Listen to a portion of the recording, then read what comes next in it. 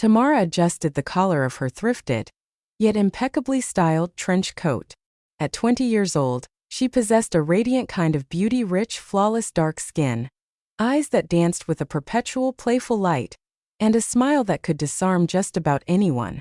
She had always been the cheerful one, the girl who could find a silver lining in a thunderstorm. But behind that bright smile was a girl who fiercely craved a life of luxury. She dreamed of penthouse suites, silk sheets, and not having to check the price tag before ordering a meal. Reality, however, was a stark contrast.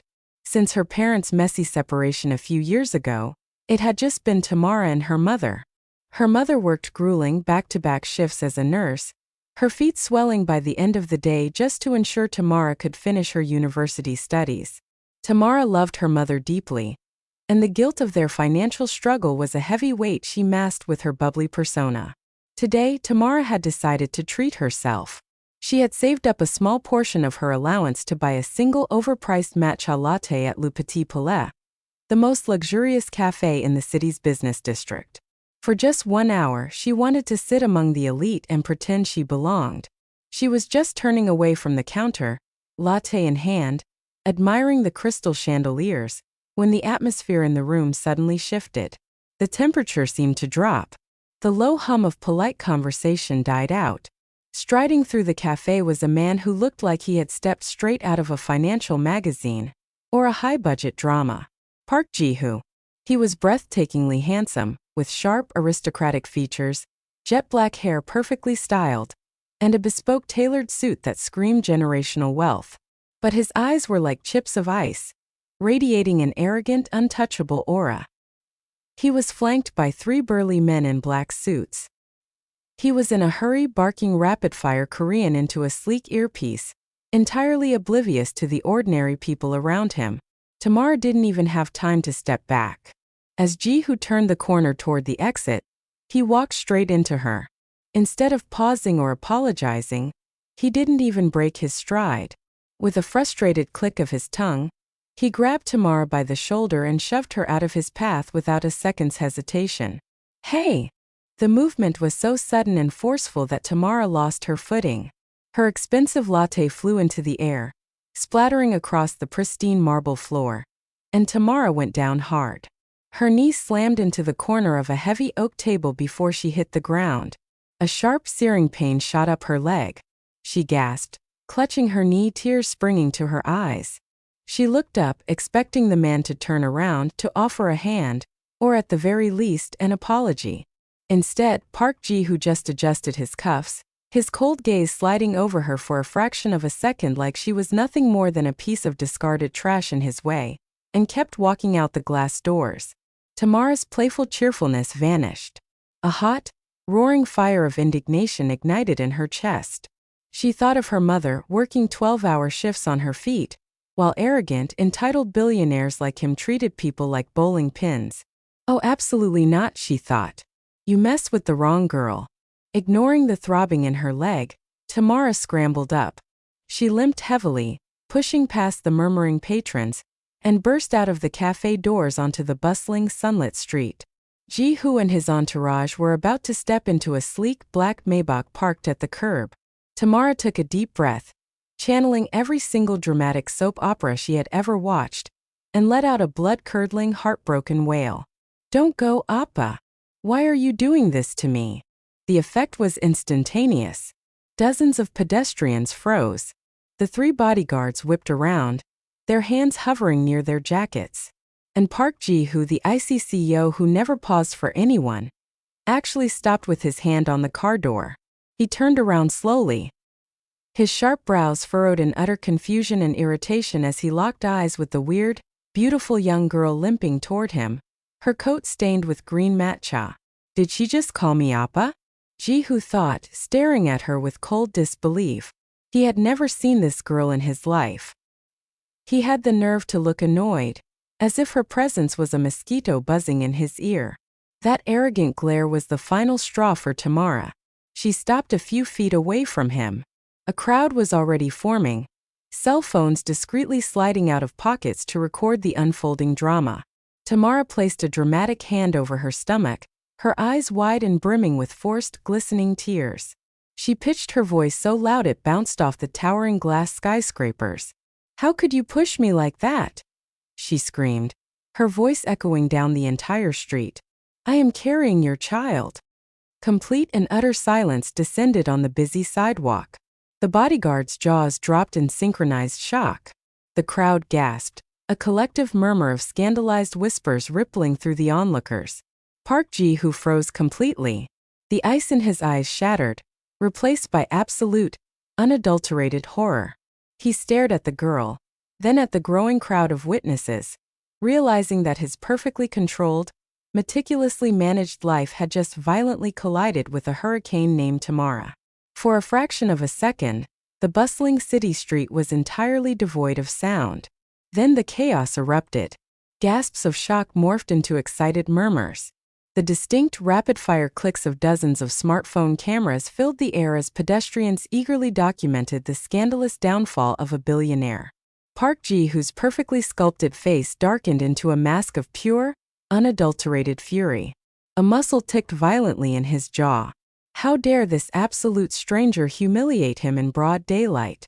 He took a menacing step toward Tamara, his hands balling into tight fists at his sides. He opened his mouth, ready to unleash a torrent of scathing reprimands that would reduce this lying, dramatic girl to tears. "Sir, wait." A calm, urgent voice murmured near his ear. It was Secretary Kong. The impeccably dressed assistant stepped neatly between Jee Hoo and the crowd, subtly shielding his boss. "The cameras, sir. If you yell at a pregnant woman on the street, the company's stock will plummet before we even reach the boardroom. We need to contain this. Now." Jee Hoo's eyes darted to the glowing rectangles pointed at him like weapons. Secretary Kong was right. A public screaming match was beneath him, and the optics were catastrophic. His dark, raged eyes snapped back to Tamara, who was still clutching her stomach, looking entirely too proud of the chaos she had caused. Without another word, Jee Hoo lunged forward. His large hand clamped down on Tamara's wrist with the precision and force of a steel trap. "Hey! What are you?" Tamara yelped, dropping her theatrical act instantly. "Get in," Jee Hoo hissed, his voice dangerously low. Before she could process what was happening, he pulled her roughly toward the idling Maybach. He didn't care about her dramatic protests or her limp. He simply shoved her into the spacious, leather-scented interior of the back seat, sliding in immediately after her and slamming the heavy door shut. The tinted windows instantly blocked out the flashing cameras and the gaping crowd. "Drive," Jee Hoo commanded. The Maybach peeled away from the curb, leaving the spectacle behind. The interior of the car was stiflingly quiet, insulated from the city noise outside. It smelled of expensive cologne, rich leather and impending doom. Tamara rubbed her wrist where his grip had left a faint red mark, then shifted her weight, wincing as a fresh wave of pain shot through her bruised knee. The audacity of this man. First, he treats her like a bowling pin, and now he's kidnapping her? She turned to him, her playful demeanor entirely erased by genuine indignation. "Are you out of your mind?" Tamara snapped, her voice echoing loudly in the enclosed space. "You can't just throw people into cars. You pushed me, you ruined my coffee, you hurt my leg. And you didn't even have the basic decency to apologize. You're just a grumpy, arrogant man in an expensive suit who thinks he owns the world." Jee Hoo slowly turned his head. The air in the car seemed to drop 10 degrees.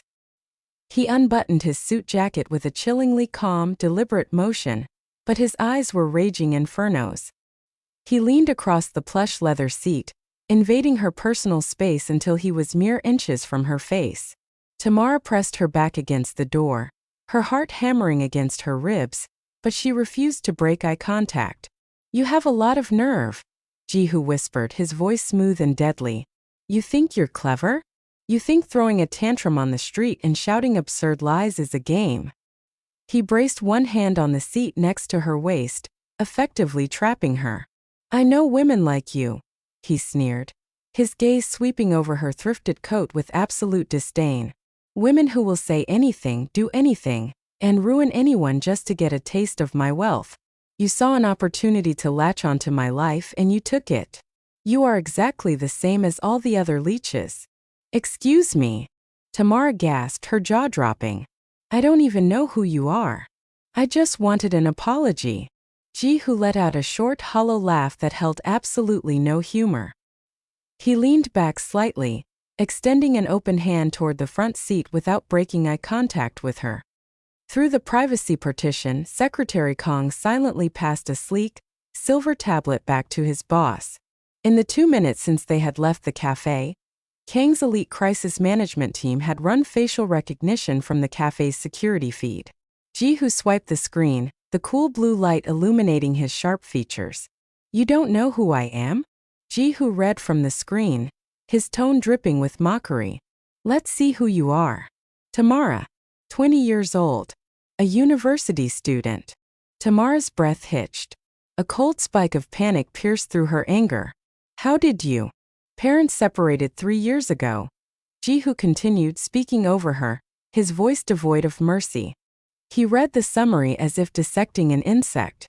Currently residing in a cramped apartment with your mother. Your mother is a nurse. She works double shifts, standing on her feet for 14 hours a day, just to keep you enrolled in your classes. Tamara's hands began to tremble. The mention of her mother, the reality of their desperate, exhausting struggle, being spoken about so casually, so coldly, felt like a physical blow. The glossy facade she kept up for the world was being stripped away in an instant. Jee Hoo tossed the tablet onto the seat between them. He leaned in close again, his eyes locking onto hers, watching the playful light completely die out in her beautiful eyes. You want a life of luxury so badly that you're willing to scream pregnancy in the middle of a business district to extort a billionaire, he said, his voice dropping to a harsh, venomous whisper. You pathetic girl. You don't know who I am. The silence in the back of the car was suffocating, punctuated only by the low hum of the Maybach's engine. Tamara stared at Park Jee Hoo, her heart hammering against her ribs like a trapped bird. The tablet lay forgotten on the seat, a digital record of her humble life now held hostage by a man who looked like he wanted to burn it all down. Jee Hoo leaned back, a dark, dangerous smile playing on his lips, a smile that didn't reach his cold, icy eyes.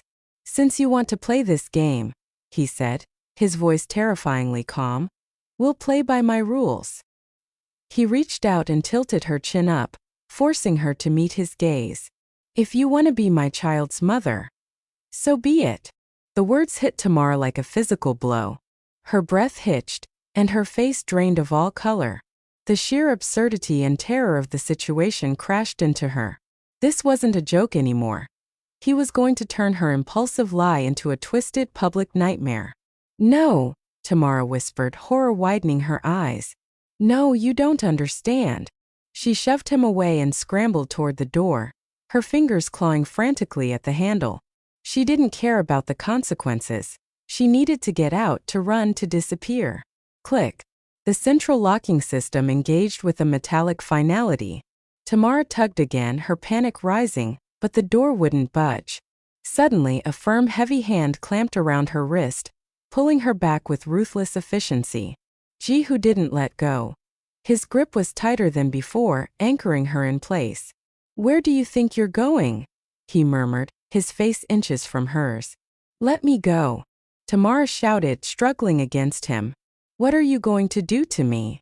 Jee Hoo's gaze flickered to the tinted window, then back to her terrified face. The public believes the news, don't they? And my family is quite old-fashioned. Since you've made such a public announcement, it's only polite. He smirked. Let's go and tell the good news to my mother-in-law. No. Tamara screamed, her voice cracking. No, please. Don't involve her. The color drained from her face as the realization hit her like a lightning bolt. Her mother, her hardworking, tired, wonderful mother, knew nothing of this. If Jee Hoo dragged her mother into this manufactured scandal, it would break her.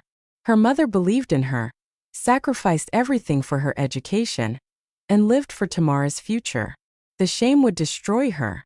Please, Tamara begged, her voice dropping to a desperate plea. She grabbed his lapels, her knuckles white. I was wrong. I was angry, I acted out.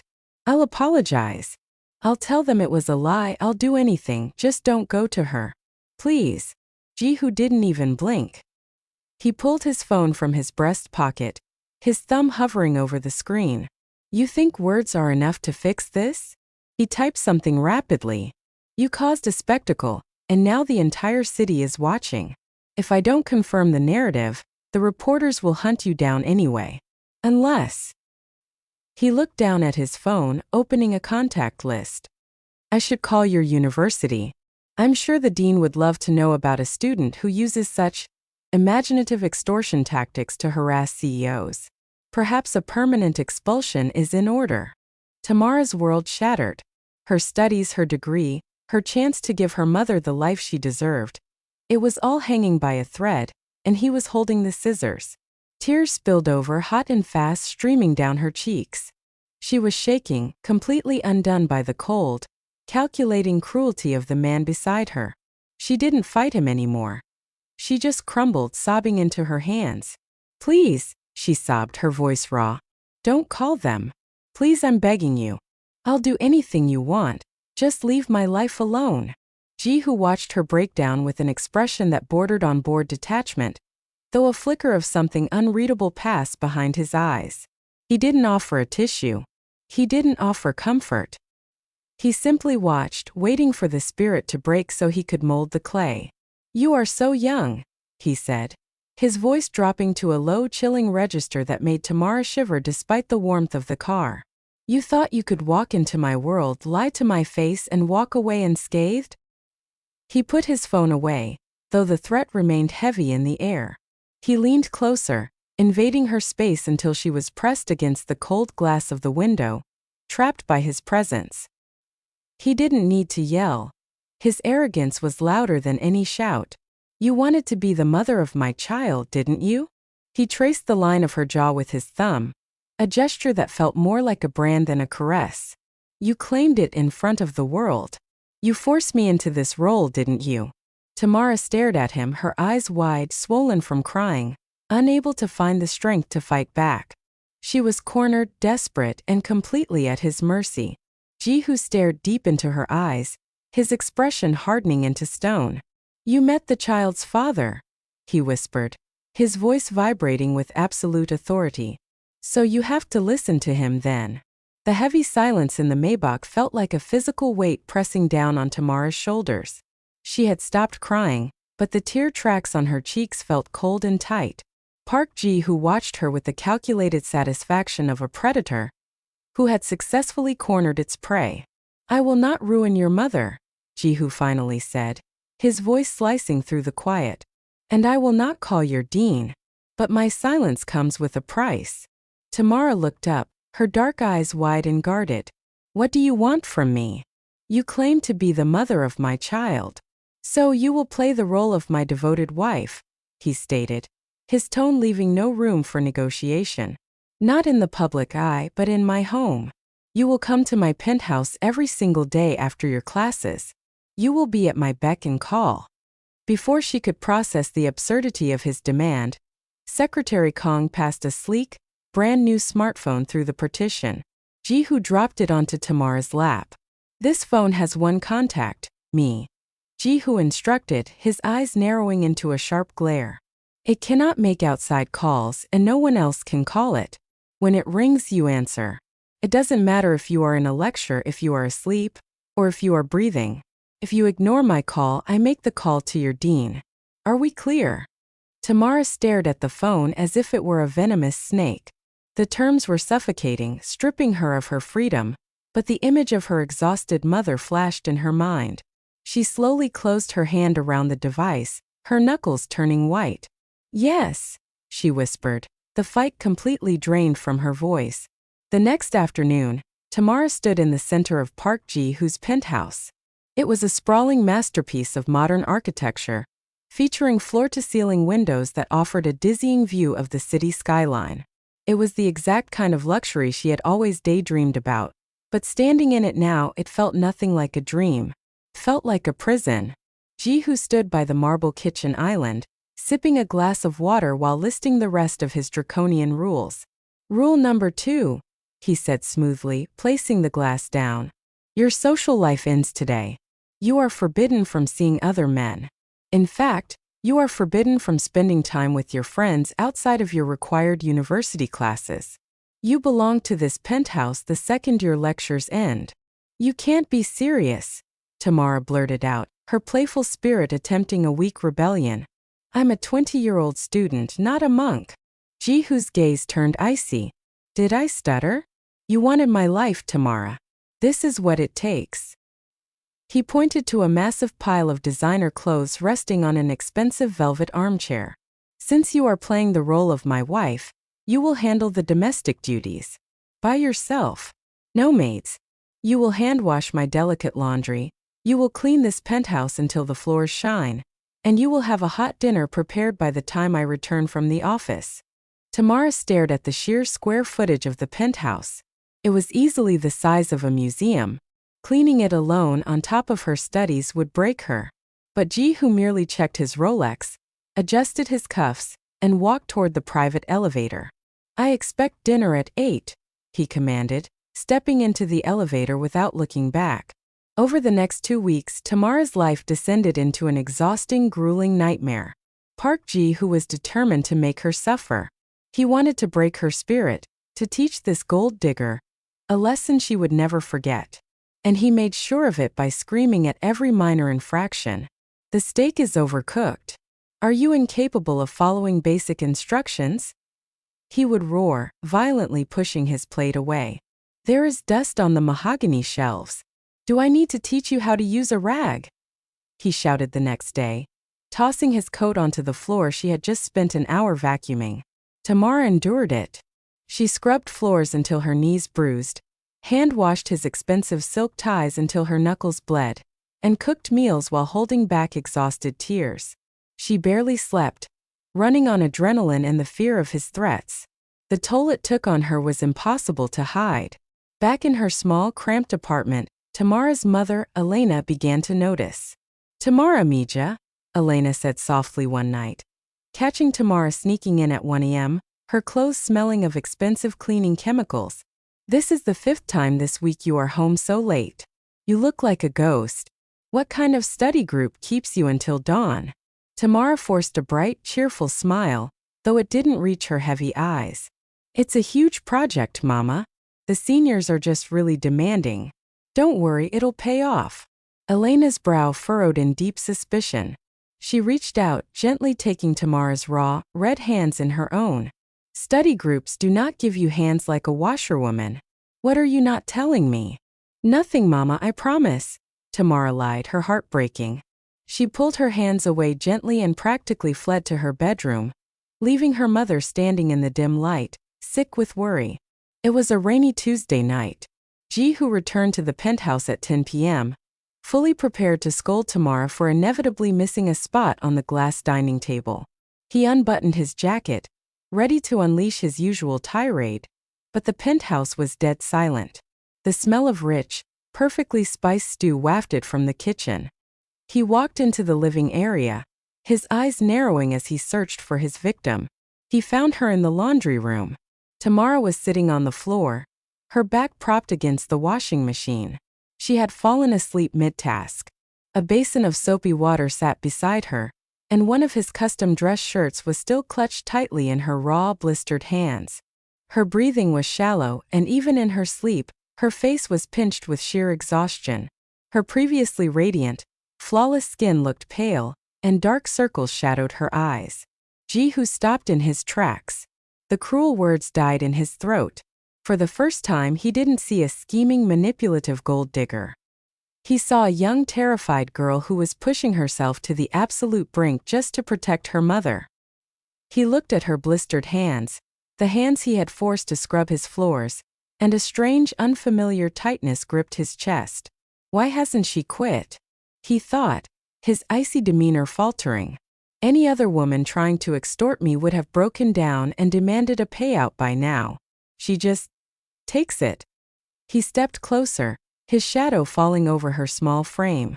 As he reached down intending to wake her, he paused. Instead of shaking her shoulder, his hand hovered, hesitating. For the first time since their disastrous collision, Park Jee Hoo looked at Tamara and felt something entirely foreign. Guilt. Elena's suspicions had festered for too long. After weeks of watching her daughter waste away, returning home at the crack of dawn smelling of bleach and exhaustion, she decided she could no longer sit in the dark. That afternoon, instead of going straight to the hospital for her shift, Elena followed Tamara from the university gates. She tracked her daughter to the most exclusive, affluent district in the city, her heart sinking lower with every block. When Tamara bypassed the security desk of a towering glass high-rise, clearly recognized by the staff, and stepped into a private, gold-trimmed elevator, Elena slipped in just before the doors closed, hiding in the service corridor. When the elevator chimed at the penthouse level, Elena followed the sound of a heavy door clicking shut. Finding it slightly ajar, Tamara had been rushing to take out the dry cleaning. Elena pushed it open and stepped into a world of sickening, unimaginable wealth. There, in the center of a sprawling, sun-drenched living room, was her daughter. Tamara was picking up discarded suit jackets, while a devastatingly handsome, impeccably dressed man, Park Jee Hoo, stood nearby sipping coffee and watching her with an intense gaze. To Elena, the scene painted a painfully clear, deeply shameful picture. Tamara! The sharp, heartbroken cry echoed through the cavernous penthouse. Tamara whipped around, the designer jacket slipping from her hands. All the blood drained from her face. "Mama?" Tamara breathed, her entire body freezing in terror. What are you doing here?" Elena marched forward, her eyes blazing with tears and an anger so profound it made her shake. She looked at the opulent surroundings, then at Jee Hoo and finally at her daughter. "Is this your study group?" Elena asked, her voice trembling with venom. "Is this the late-night project?" "Mama, please let me explain." Tamara started, taking a step forward. "Don't you understand the miserable life I have lived because of you?" Elena screamed, the years of backbreaking labor and sacrifice boiling over into raw, unfiltered agony. "I have done so many things, worked myself to the bone so you could have a respectable life, and you are here acting like a whore." The word struck Tamara like a physical blow to the face. She flinched, a sharp sob tearing from her throat. "Mama, no. It's not what you think," Tamara begged, falling to her knees on the polished marble floor. She reached out, trying to grasp her mother's scrubs. "Please listen to me." Elena snatched her hands away, looking at her daughter with absolute disgust. "Don't you have any shame? Staying with a man like this, in a place like this, just for money? I thought I raised a woman with dignity. You disgust me." Without waiting for an answer, Elena turned on her heel and stormed out of the penthouse, the heavy oak door slamming shut behind her with a deafening bang. Tamara didn't follow. She couldn't. Her legs gave out completely, and she collapsed in a heap by the door, her agonizing, chest-heaving sobs filling the sudden silence. Park Jee Hoo stood frozen, the coffee cup trembling slightly in his grip. A fiery, unprecedented rage ignited in his veins. He knew the truth. He knew Tamara hadn't taken a single cent from him. He knew she was scrubbing his floors and ruining her hands precisely because she loved her mother so fiercely that she would endure any humiliation to protect her. To hear that woman strip Tamara of her dignity and call her such a vile name made Jee Hoo see red. "How dare she?" Jee Hoo snarled, slamming his cup down on the table. He strode toward the door, determined to drag Elena back up the elevator and force her to apologize. "I will tell her exactly why you are here." "No." Tamara lunged forward, her bruised, raw hands wrapping desperately around his tailored ankle. "Don't," she wept, her voice broken and raspy. "Please don't. She doesn't know.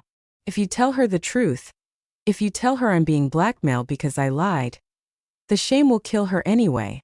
Let her hate me. Just let her go."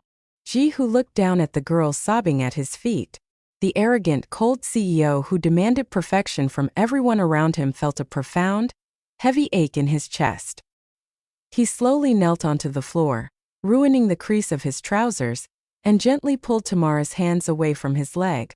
He didn't yell.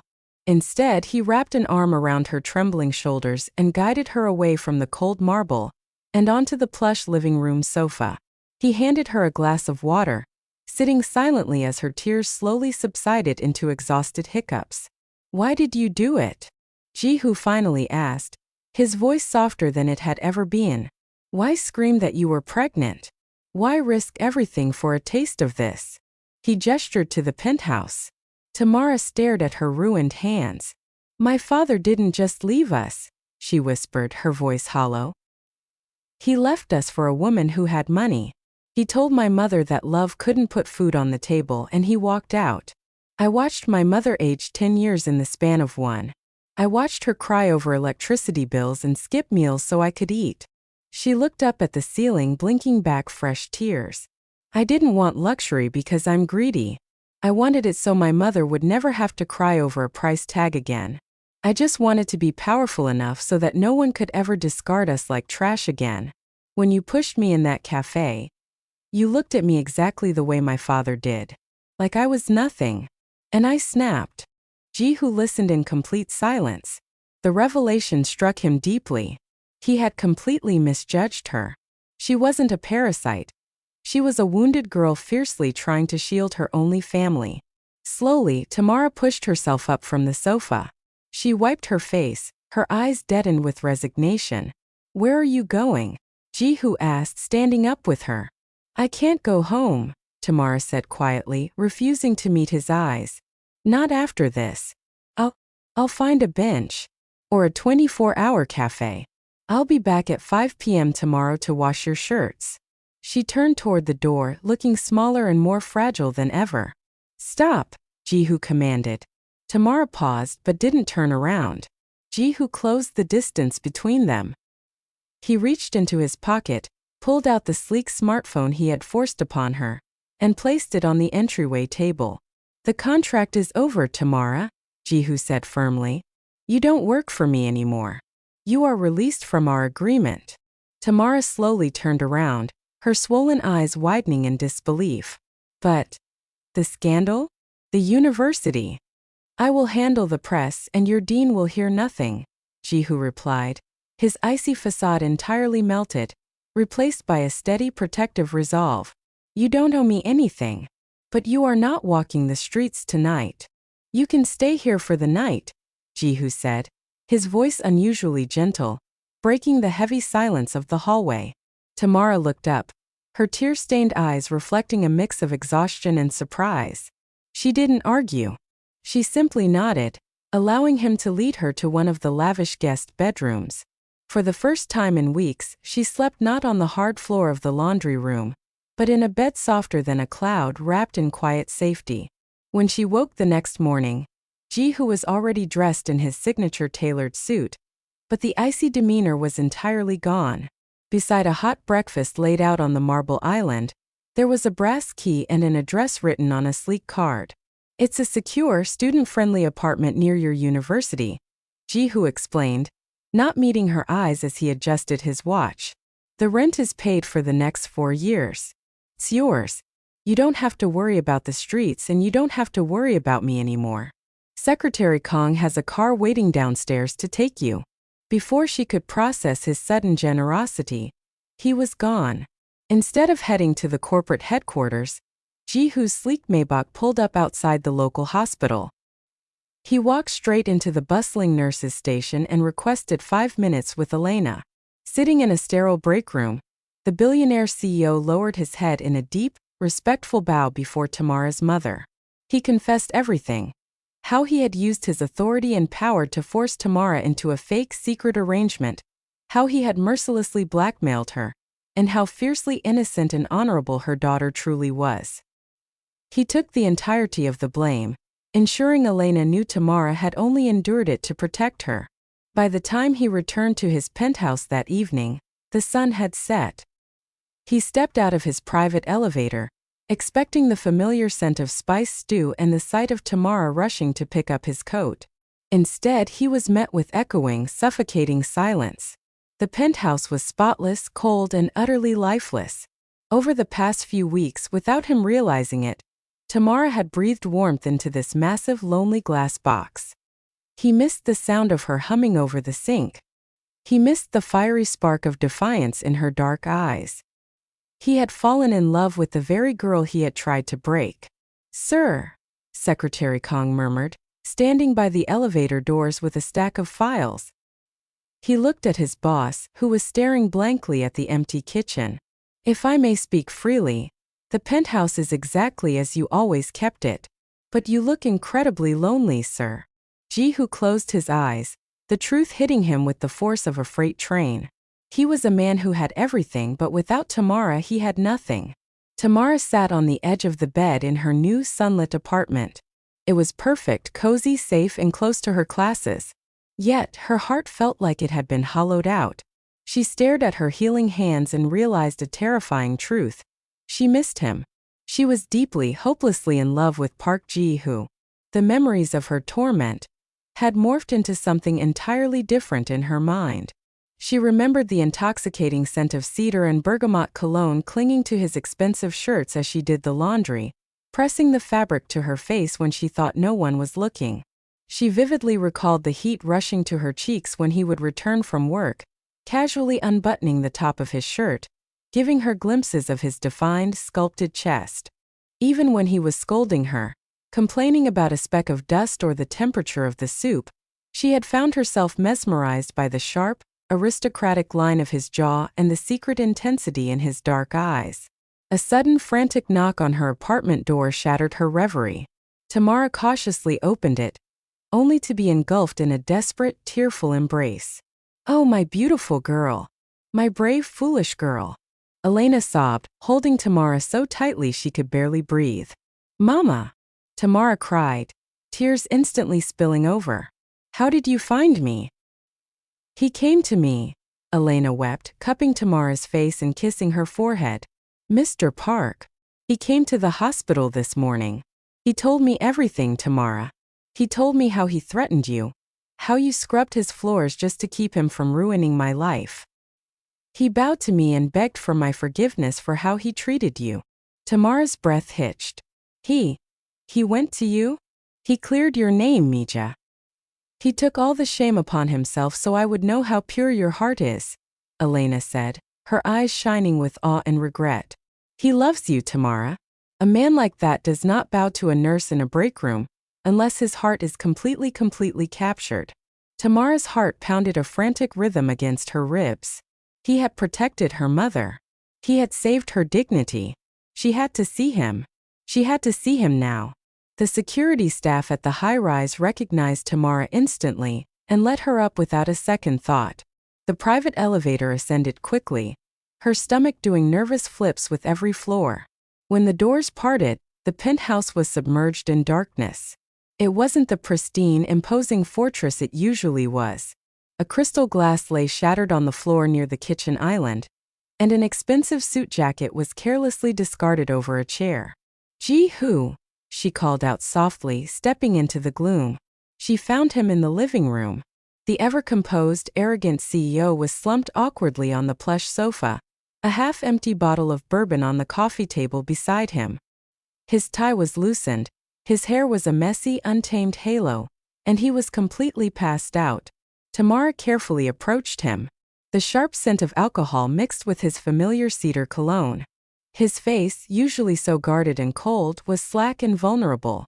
As she leaned in to take the empty glass from his loose grip, his brow furrowed in his sleep. "Tamara," he murmured, his voice a gravelly, heartbroken whisper.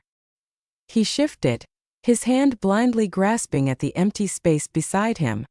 "Tamara, don't leave." A profound warmth bloomed in Tamara's chest, melting away the last remnants of her fear and hurt. He wasn't the grumpy, untouchable billionaire right now. He was just a man drowning in the memory of her. "I'm here," she whispered, her voice thick with emotion. She didn't wake him. Instead, she quietly fetched a dustpan and swept up the broken glass. She wet a cool cloth and gently wiped the sweat from his forehead, her fingers lingering on the sharp jawline she had admired from afar. Finally, she draped a thick, warm blanket over his broad shoulders. Tamara sat on the carpet beside the sofa, resting her head near his chest, listening to the steady, comforting rhythm of his heartbeat. She held his hand in hers, watching over him in the quiet dark, vowing to stay right there until the morning light broke. The first golden rays of dawn began to creep through the floor-to-ceiling windows of the penthouse, casting a warm, ethereal glow over the living room. On the plush sofa, Park Jee Hoo stirred. A dull ache throbbed at his temples from the bourbon, but as his senses slowly returned, he noticed something grounding him. A soft, undeniable warmth was resting against his side, and his large hand was loosely entwined with smaller, delicate fingers. He slowly opened his heavy eyes, half expecting the suffocating emptiness of the night before. Instead, his breath caught in his throat. There, sitting on the carpet with her head resting peacefully against his chest, was Tamara. She was fast asleep, her breathing steady and calm. The morning light caught the rich, beautiful tone of her skin and the gentle curve of her eyelashes. She hadn't left. Despite everything he had put her through, she was here, holding his hand like an anchor. A profound, overwhelming sense of relief and joy flooded Jee Hoo's chest, washing away the lingering pain of the alcohol.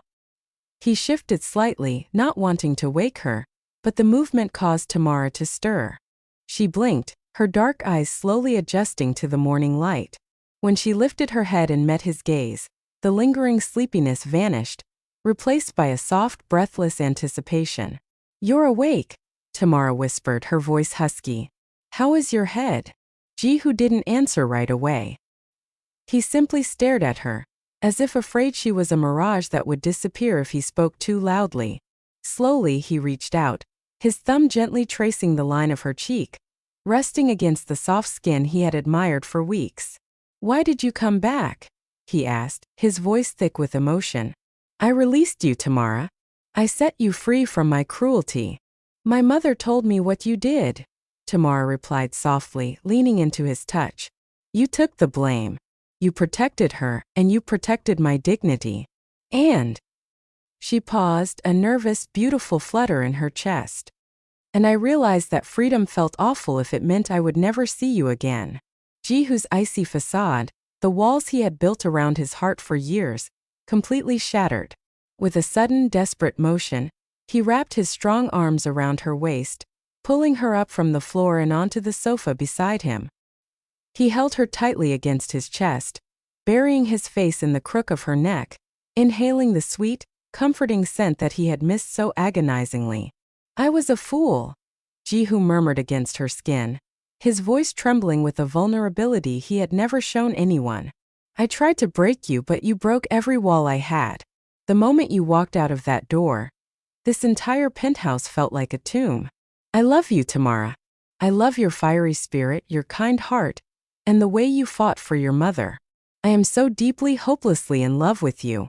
Tamara melted into his strong embrace. The tears that pricked her eyes this time were not born of fear or exhaustion, but of pure, unadulterated happiness.